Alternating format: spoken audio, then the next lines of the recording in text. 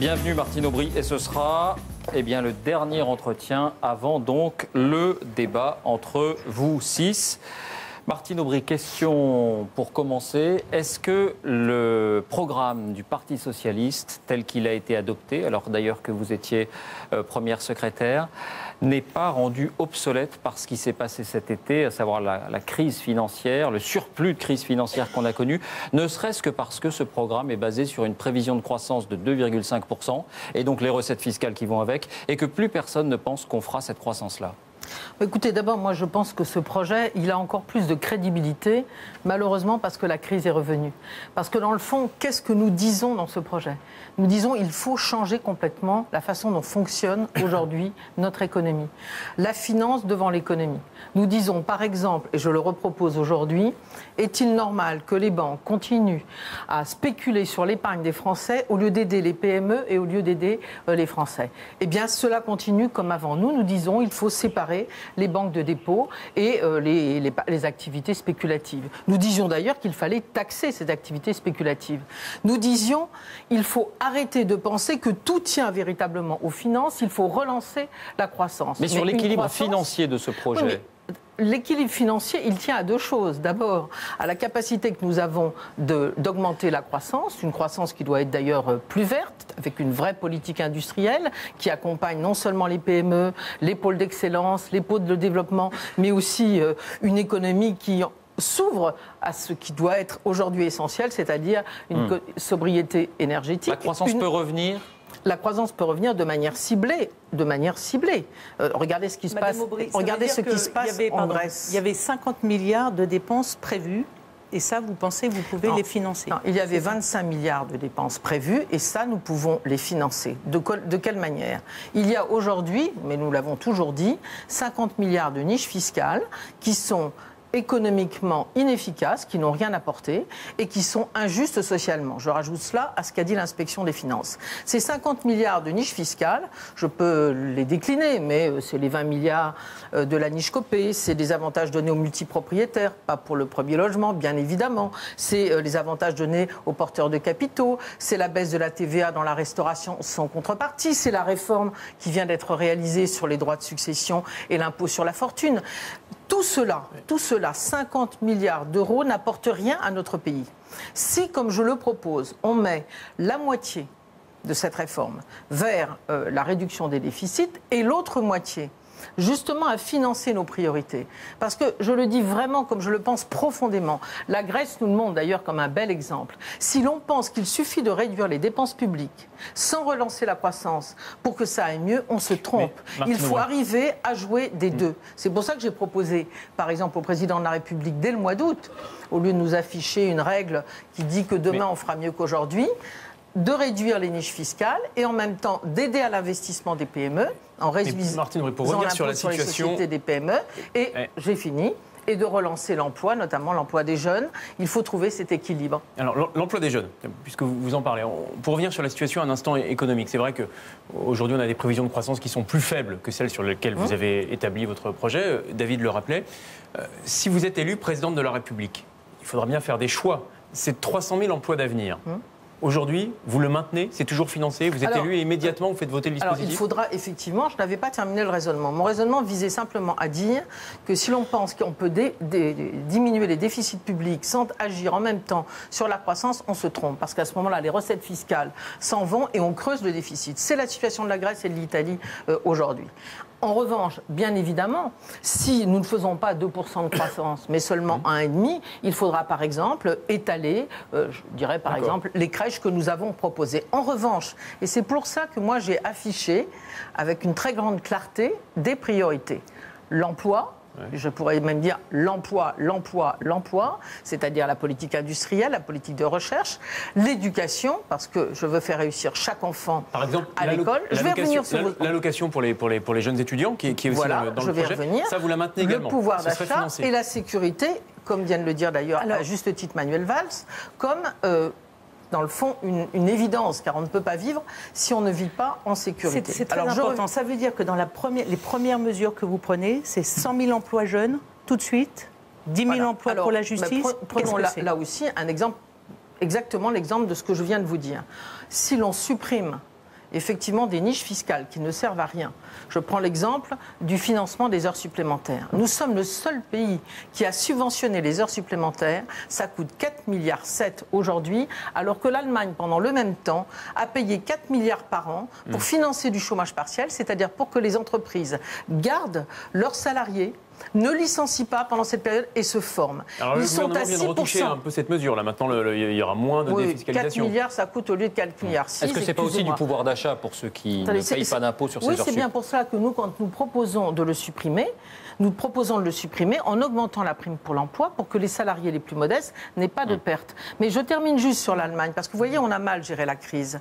Aujourd'hui, l'Allemagne est à 6% de chômage. Elle était comme nous à 7,5% avant de la crise. Nous, on est quasiment à 10%. Voilà, donc l'exemple, on supprime. L'Allemagne, pardonnez-moi, mais l'Allemagne, elle a effectivement ces taux de croissance et ce taux d'emploi, mais au prix d'une compression des salaires considérable depuis des années. Et des dépenses publiques. Mais les salaires, avec les salaires, j'étais à Evian, devant 80 chefs d'entreprise des grandes entreprises françaises et allemandes. Les salaires dans l'industrie restent aujourd'hui légèrement supérieurs aux salaires français. L'Allemagne était très supérieure, toutes charges comprises. En revanche, on a un problème avec l'agriculture, et nous en avons parlé avec les socialistes sociodémocrates allemands, car il faut un SMIC en Allemagne pour pas que l'Allemagne fasse concurrence à nos agriculteurs. On s'est un peu je reviens sur les emplois jeunes.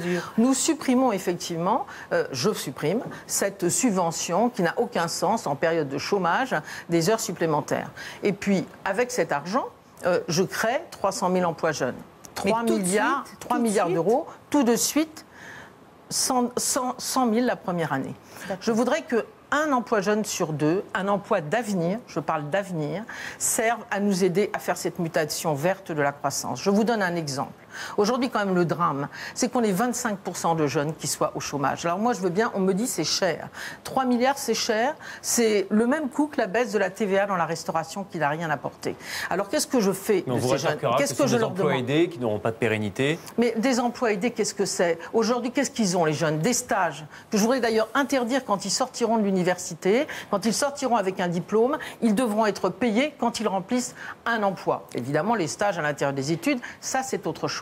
Mais qu'est-ce que ça veut dire? Ça veut dire que ces jeunes, d'abord, on leur fait confiance. Vous interdisez les stages à la sortie de l'université ou des grandes écoles? Lorsqu'on est employé sur son diplôme, on doit être payé selon la convention collective. Qu'est-ce qu'on propose aux jeunes aujourd'hui? Des stages, un CDD, du travail temporaire. Ensuite, on essaye, on s'essaie. Et à 27-28 ans, on a un CDI. Moi, je n'accepte pas que notre pays fasse cette place aux jeunes.